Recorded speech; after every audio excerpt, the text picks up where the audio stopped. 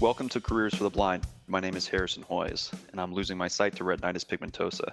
As my vision continues to get worse, I wanted to have conversations with other blind and visually impaired people to see what advice they may have to offer and keep me motivated and inspired and continuing to strive to do the best that I can in my career. I know I'm not the only person going through this type of situation, so my hope is other people will benefit from hearing these conversations the way that I've been benefiting from them. And in this way, I'll be able to give to others what my guests have been so generous to give to me. In May 2021, I had a conversation with Taylor Arndt. Taylor is a freelance accessibility consultant and a WordPress professional. She offers the complete package of website development, hosting, and management. Here's my conversation with Taylor. Thank you so much for participating in this and sharing your story. How did you lose your sight? What's been your experience with vision loss? I have been blind ever since I was born. So basically, I was blind from birth. I started off completely blind and I gradually got some sight, but I have definitely been blind my whole life. Oh, okay. Well, that's kind of the opposite of what most I people have. know. So you got some sight later on. Okay. Yeah. All right. Good. That's cool. So I guess going through school, you had various types of assistive technology and things like that. What kind of accommodation did you receive in elementary school, middle school, high school, and stuff like that? So in elementary, like I said, in the school years, basically, I mean, I just like, especially in elementary, I mean, it was a lot of like Braille and stuff, obviously, right? Because Mm-hmm.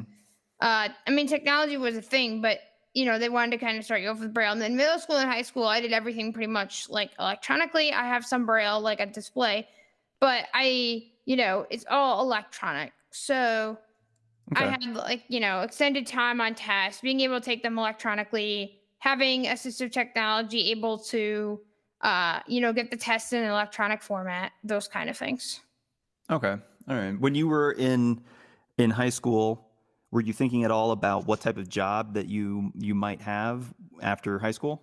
Oh yeah. Yeah. I And, had an idea. I was going to do computer science. Now, that's kind of not what ended up happening, but I okay. knew from the beginning, like, I'm going to do computer science and that's what I'm going to do, and vice versa. Like, I had the idea Okay. very early on.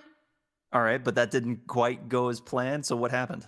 Well, it went as planned in high school. Well, of course, except for a lot of access barriers because I was Okay. in a small district.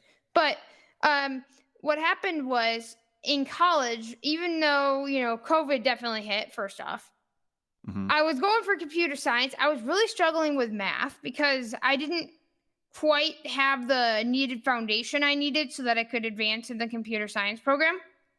Okay. So I was really struggling with that for like a year or two. And then what happened was the COVID pandemic hit.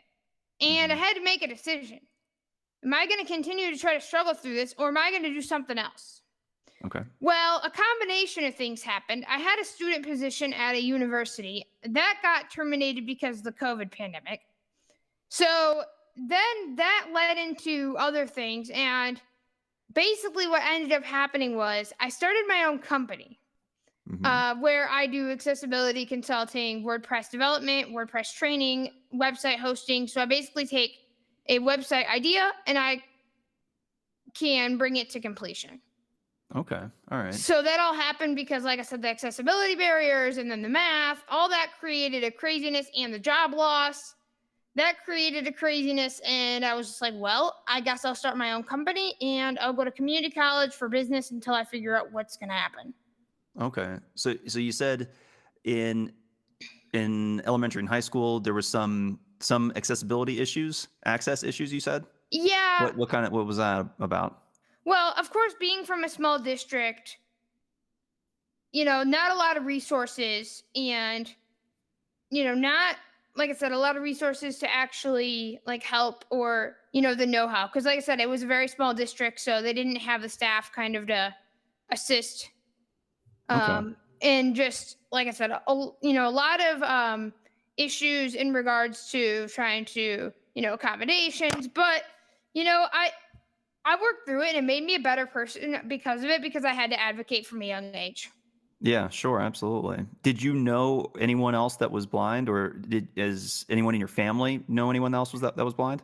Not really. My whole family cited the only time I really knew people that were blind is when I went to summer camps for kids. Okay.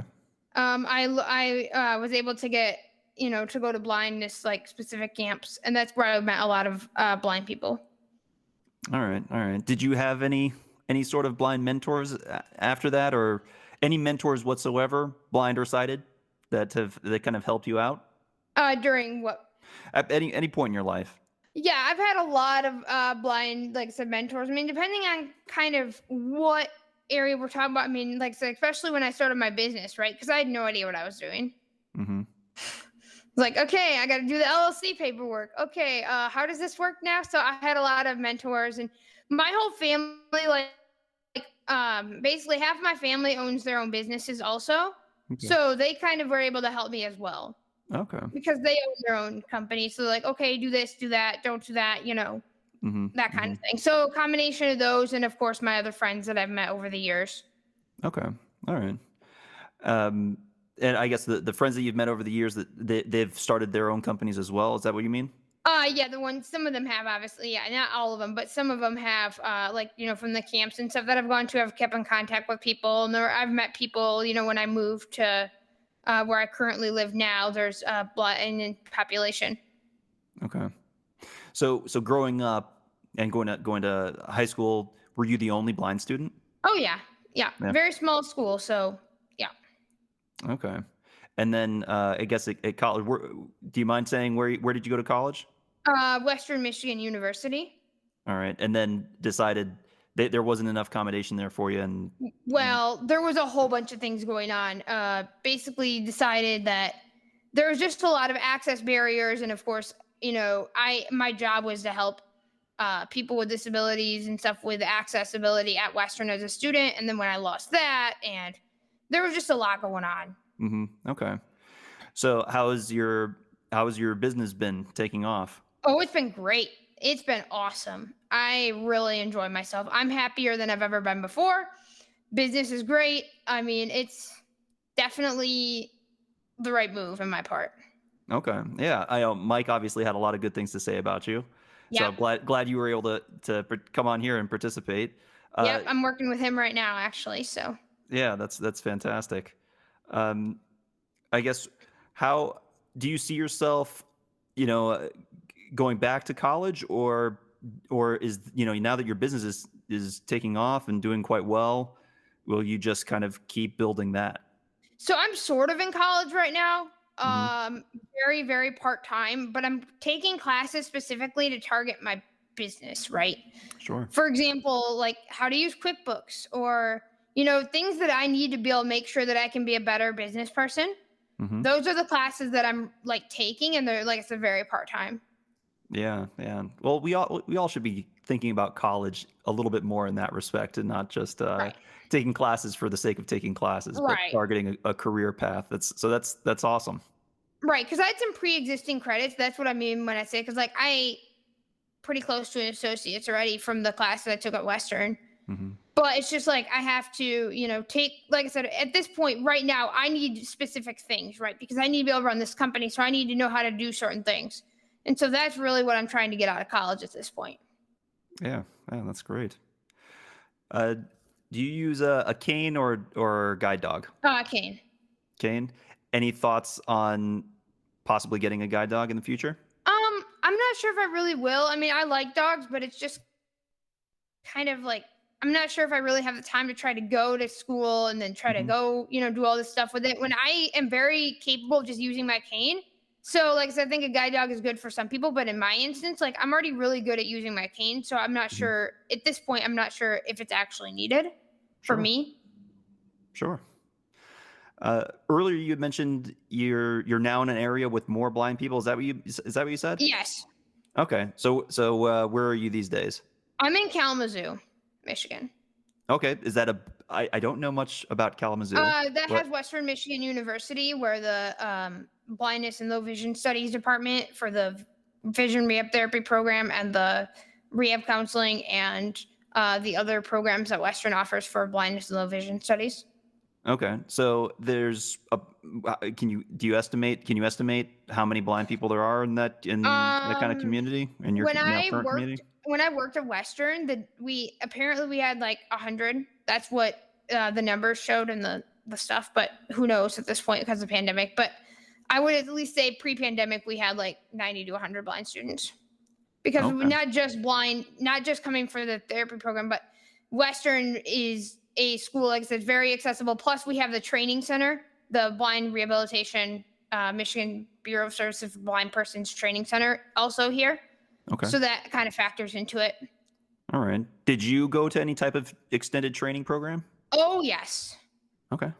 So basically, what would happen is I would get out of school. A week later, I'd be in Kalamazoo. I'd be there almost for the whole summer. I'd come home, and I'd go back to school, and I'd pretty much do that every summer in high school. Ah, okay. Because I All knew right. that my skills were lacking because I did not,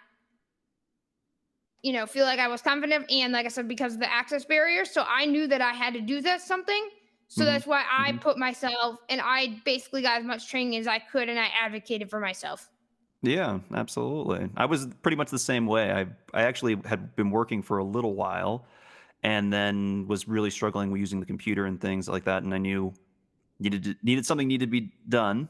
Yep. And I actually went to Blind Incorporated in Minneapolis, and I spent it was about 7 months there. So full-time training program. So that's cool. You got to go every summer. I'm sure you made a lot of good friends Oh there. yeah, and that's the other thing too is I made a lot of friends, and like I said, some of us still. I just hung out with some friends last night, so like we get together, and I met friends through other people, and I've got a lot of friends, so it's pretty nice. Yeah, that's great. So you mentioned that some of your blind friends have also started businesses. What kinds of businesses have your blind friends started?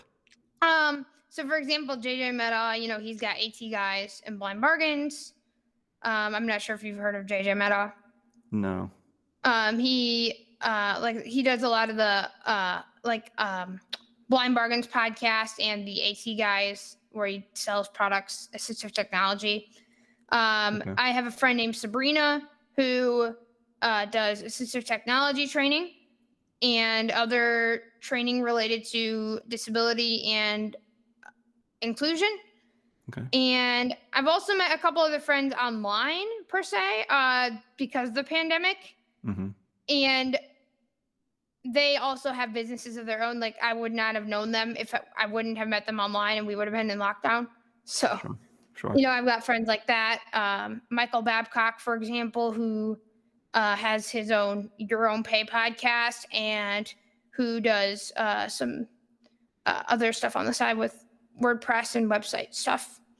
Okay. All right. So I've All just right. met people online. I've met people in person. So I try to get out there and try to meet as many people as I can Okay. Yeah. and No, kind of network. networking. Yeah, Yeah. networking is important. Yeah. Absolutely. Um, I guess the student job. How did you get that job?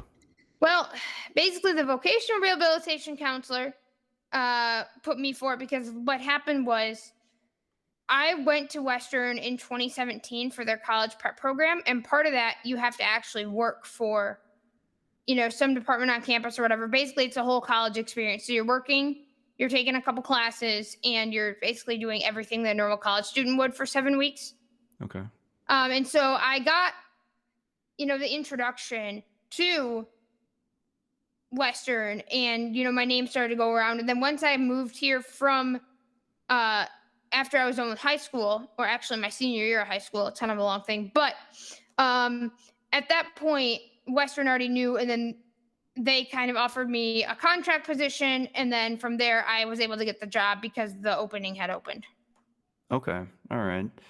So initially the introduction came from College prep your program, state, okay, yeah, college prep program, and a which state counselor. your state rehabilitation counselor. Yep. Okay. I haven't heard too many people mention that their state rehabilitation counselor, kind of got them at least an introduction to a job. But that's good to hear. That's definitely good to Yeah. hear. I mean, they definitely sent me to the training program, and it was at the training program that I was able to then kind of network with other blind folks in finance. But that's great. That's really good to hear. Uh, Yeah. Where do you see your career heading? Is it full time on the current business, or do you see yourself eventually picking back up with the computer science?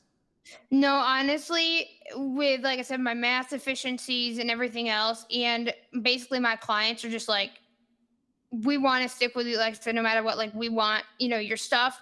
And the way the business is going, I'm still doing website stuff. Don't get me wrong. So I'm still doing computer stuff. Mm-hmm. But at this point, unless something changes, I just don't see myself trying to suffer through math and trying to suffer through the computer science when I already know that I have a career and I can actually support myself. Yeah, yeah, no, that's great. It, do you have any advice that you'd, if you could go back in time and share some advice with yourself from when you're a younger person? I don't know at exactly what point, but any advice that you would like to have had uh, earlier in life? I mean, I don't really know. Like I said, and it wouldn't have been, like I said, if it wouldn't have been for the pandemic, I don't know, like I said, what would have happened, because like I said, I probably would have still been trying to struggle with math. So, Hmm. like I said, sometimes things just don't work out and you have to kind of know when to stop and when to kind of try something else. Yeah, yeah, no, and this definitely sounds like it's worked out quite well for you. Oh yeah. Yep. What are you doing for fun these days? What kind of hobbies do you have?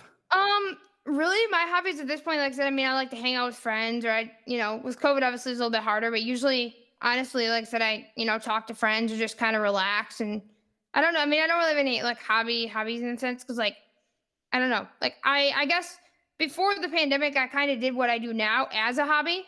Hmm. But since the pandemic, I'm like, actually my hobbies are gone, because, now I don't do this on the side. I actually do it full time now. So Yeah. Oh, that's cool. I hope we can all learn something from my conversation with Taylor today. I know for myself, I'm going to keep looking for new opportunities. That if one particular area of my life is giving me some trouble, maybe it's time to try something new. Clearly for Taylor, it's worked out great. She has her own business, and she's the happiest she's ever been. I hope you come back to hear more inspiring stories from other blind and visually impaired people. And thanks for listening.